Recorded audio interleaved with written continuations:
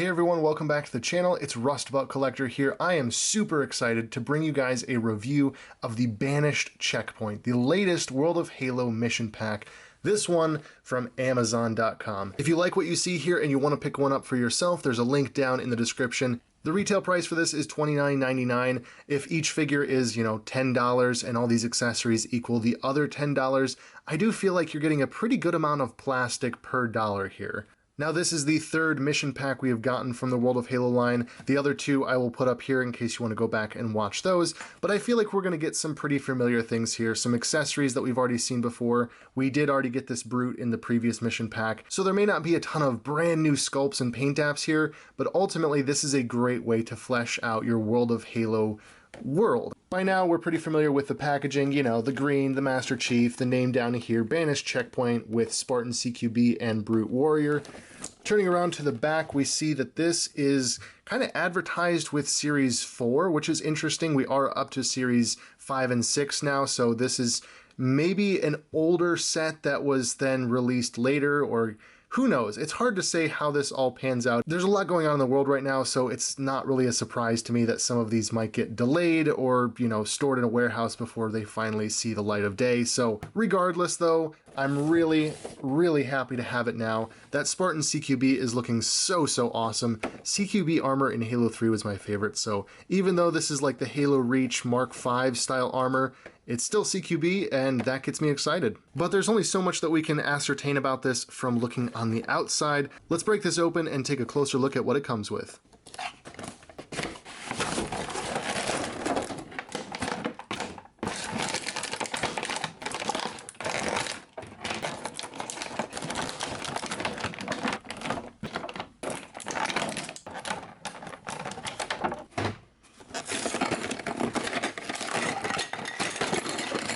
Now with all of it here out of the packaging, there is a lot of plastic that you're getting here. For $30, I feel like this is quite a bit. Again, we have the two figures. We have this weapons rack that I don't think a lot of people noticed was in the packaging. It was kind of hidden behind the figures, so it may not have been clear to everyone that you got the weapons rack, you get this new barricade, you get 10 stands back there, you get all these weapons, and you get two of these, I don't know, I call these tank traps because they look like, real world tank traps, but you get these kinds of barricades as well, which are always nice to get. We did get these in the previous mission pack, so they're not new, but I mean, these work great for set dressing, whether it's in toy photography or on a shelf. So really quick, we'll start off with all of the accessories. I'll run through them really quick just because, there's nothing really crazy here. We've already seen it all, but it's good to know what you're getting at least. First up, we have a Ravager with some nice paint dabs cast in all gray. Most of these weapons have this little peg here, so that will allow it to attach to the back of the Spartans or the weapon racks. We have the Gravity Hammer in this nice metallic color. There's some paint apps there to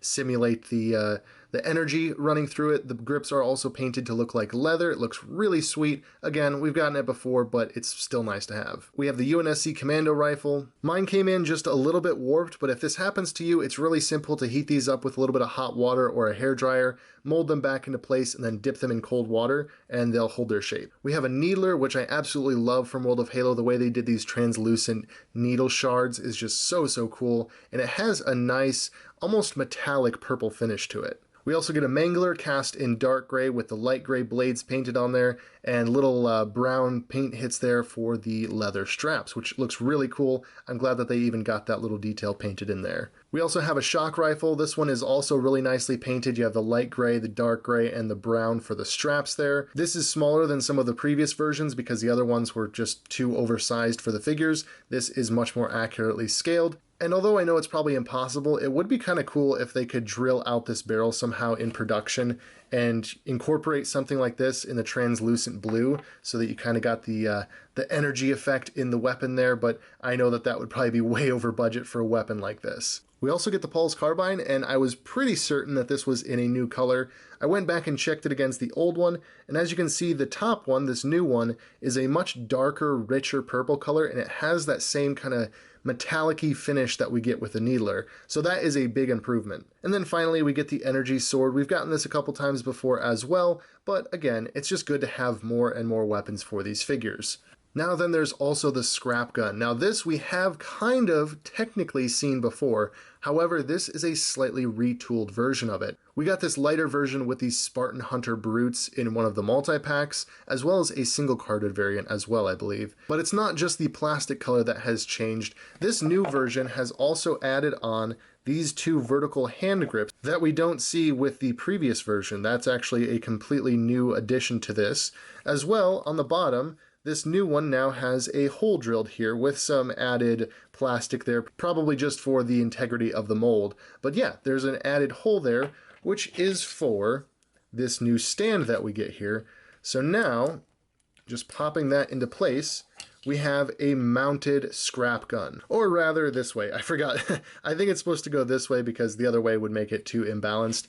But yeah, this is a really nice addition. This is kind of what I like to see with these mission packs, where they take something we've already gotten, the scrap gun, they add a few things to it, and they make it so much better. With it on the base this way, you can have figures posed firing it from the mounted position, but of course you can also take it off, and with this carry handle here and here, you can have them holding it down by their side. And this way it's just as menacing as it is in game. This is a really cool feature, and I'm glad that they added those new toolings because it's great for this added option, whether it's with play, toy photography, or on a shelf. It just is so much more dynamic now, and I really dig that. And it's not just for Banished use, you can also have a Spartan there, and then you can bring this brand new barricade around, and boom, there you go. You have a Banished emplacement or a UNSC emplacement using some Banished technology. You know, however you want to build it in your head, it's up to you. And speaking of this new barricade, it's very simple. It's cast in this nice pearlescent silver gray color. Looks really cool, kind of adds some texture and detail without there being any paint apps or like a paint wash. You do get the red strikes on the side though. It looks really nice. Really represents, you know, hey, it's the Banished. All in all, this is the type of thing that I do like to see with these mission packs. Set dressing that you can't really get with single carded figures or vehicles necessarily. As I mentioned before, we get two more of these Banished tank trap barricades. There's no noticeable difference between these new ones and the old ones, so they will look really nice next to each other in a display. I have no issue with these being repacked in multiple mission packs. They're just good to have and very versatile. We also get 10 of these interlocking base plates, 3 in the grassy green, 3 in this kind of greenish brown muddy texture, and then 4 in the stony texture. Now I'm fine with getting these included with the mission packs. They are useful. I use these in toy photography. I also use these to display my figures on the shelf. However, I really do think that I have enough. I have quite a few of these, and I know that they've done away with them in the single carded figures starting with Wave 6, so maybe because this is an older mission pack from Wave 4, maybe in the future mission packs won't have these, but if they do, I would be okay with them cutting back. Give us 5 of these maybe, give us 5 terrain pieces, and use those extra resources to maybe add some more paint apps to something, or maybe add some new tooling to something. Either way, I just don't think I need too many more of these. A couple is good because, you know, if this is maybe the first mission pack for somebody, it's good to have some of these. But for a more avid collector of this line, I don't think you need this many. And now on to the thing that I was most excited for, apart from maybe the Spartan figure in this pack, the Banished weapons rack. This is a really, really nicely designed set dressing piece. You have all these peg holes here that allow you to attach weapons, these really cool paint apps running up the side, and overall this is just really, really clean. It's cast in that same pearlescent silver color as the barricade, so it has a really nice textured look, even though again it's not paint apps, it's really just the plastic giving you the sense of texture. And as I mentioned, the weapons that have these little pegs are able to just be slotted onto the rack. And because there are so many holes molded into this, it allows you to position weapons however you like. Maybe you want to have something positioned a little bit higher up on the rack. That way you could maybe add a second weapon a little bit lower down. I will say this Ravager is kind of clumsy on here just because it's so bulky and these ridges are only so wide. But I mean, you can still make it fit there just like that. And this is just so, so cool. I love these additional weapon racks. It's great to get a Banished one now. Of course, in the previous mission packs, we got the UNSC weapons rack. So now you basically have both factions decked out with weapons racks that you can fill with all sorts of accessories. And it's also a great way to store those accessories when you have too many and your figures are already decked out. This way you can store them on these racks and it actually saves you from maybe losing them. So the accessories are really fantastic, but what got me most excited about this pack was definitely this orange Spartan, and honestly, I also enjoy getting this extra brute. Having another brute warrior that's just, an army builder that you can have as many as you want of because, it's not like a named character. I love getting more Covenant like this. This is a really cool mold, and we've seen it now in 2 mission packs, which is awesome. We'll start off talking about figures with the brute, and of course this is pretty much just a straight repack from the previous mission pack. I believe it was the UNSC checkpoint set that this guy came in, and there really aren't any changes here. Same mold, same paint apps, but again, this is a true army builder character. I'm more than happy to have an extra here in the collection, and maybe even more in case I pick up another one. You can't have too many of these, so really I have no complaints. As with the previous one, we still have the removable helmet, revealing the lovable Craig face.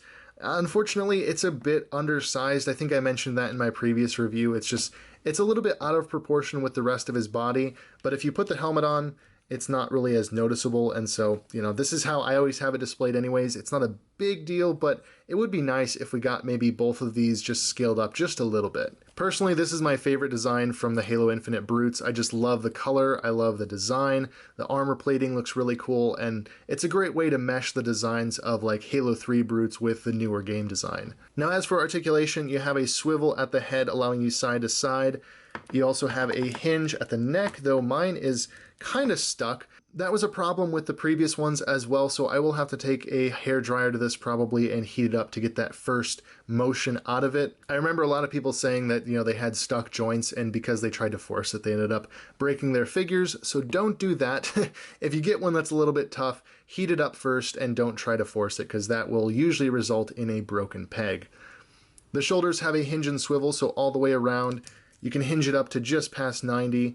The elbows can hinge into just under 90, but that is a huge improvement over previous Brute figures, so that's still nice to see. You can swivel that as well. Hinge and swivel at the wrist with an in and out joint there on both hands. You have a ball joint at the waist allowing you side to side, forward and back. Ball joints and thigh swivels at the hips giving you outwards to there, forward to there, back to there, and the double jointed knees allow you to bend all the way into there. The foot does have a hinge allowing you to get a little bit of back and forth, as well as a rocker that lets you shift the foot side to side. So again, nothing really crazy or brand new here, but still a really solid army builder. And the only thing I would say is if you get the stuck joints, just heat them up before you try and force them, and hopefully, Jazwares can work on ways to prevent that from happening with future releases. Next, we move on to the Spartan CQB. Again, that helmet is my favorite in Halo 3, so I'm really stoked to have it here, even though it's, a Mark 5B variant. I'm not totally sure how I feel about the bright orange, but it's not the first time we've gotten a brightly colored Spartan, because we did get this yellow Spartan in Series 3, and I think we've also gotten some on the Mark 7 body, so it comes with the game. You have a lot of different color variants. You have some more militaristic styles and you have some more brightly colored styles. Now this figure does have a lot of reuse, but the helmet and this chest armor is all brand spanking new. So we have the new CQB helmet. The mold looks really, really awesome. Some great details sculpted into there. And then on the chest plate, we have the combat knife and these 3 pouches across the chest. I couldn't tell you what the name of that attachment is, but it's from Halo Reach and we see it again in Halo Infinite. Unfortunately, the combat knife doesn't come out. I wish it did, but I would probably lose that pretty quickly if it did. Overall, this figure is good. It's an old standard.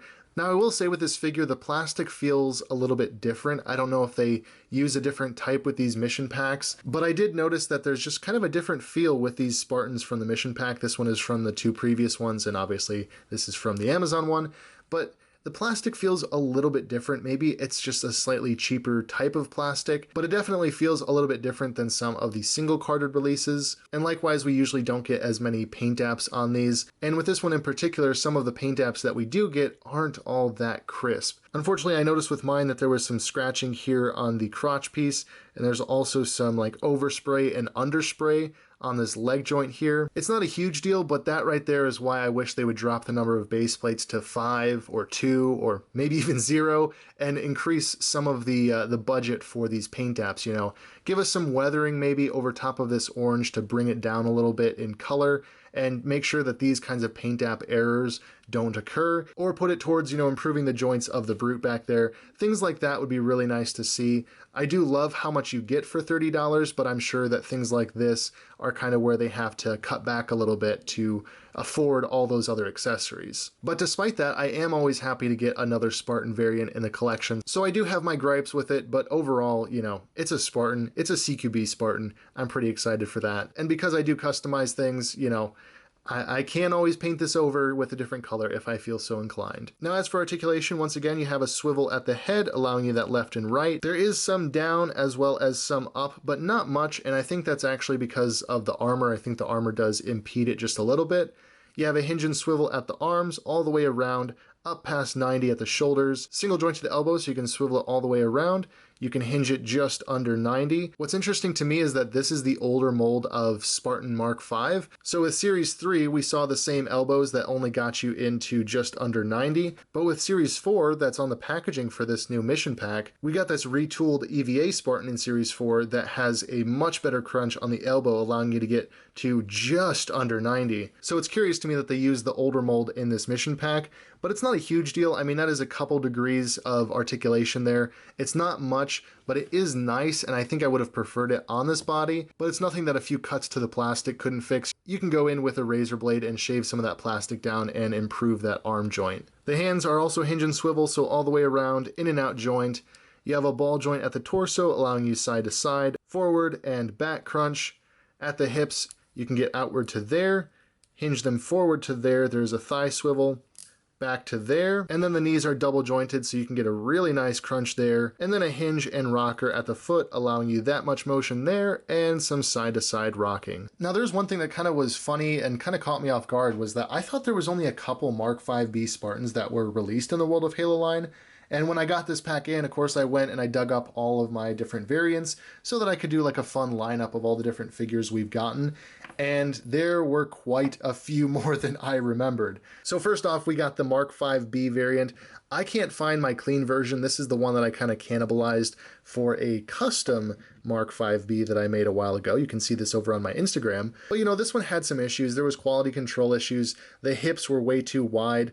But yeah, this was the first one that we got in Series 1. Series 2 gave us this awesome Air Assault Spartan with the commando shoulder pads. This was a really tough one for me to track down, and I think for a lot of people, Series 2 was just very elusive, not very well distributed, and so having that in the collection is really awesome. Series 3 gave us the yellow EOD, which was a personal favorite of mine. I love the EOD helmet, I love the chest plate, and that was also the base of this custom because, I love that EOD armor.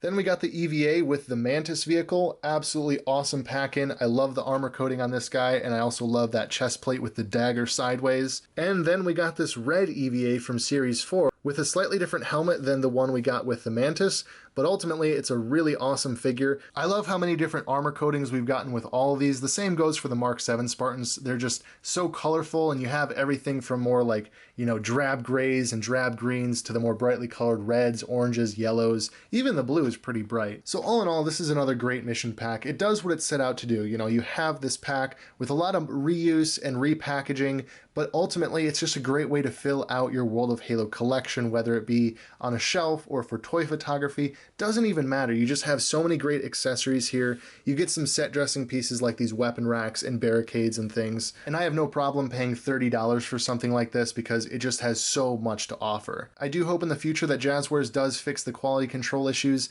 like the paint apps with this figure and the joints with this brute.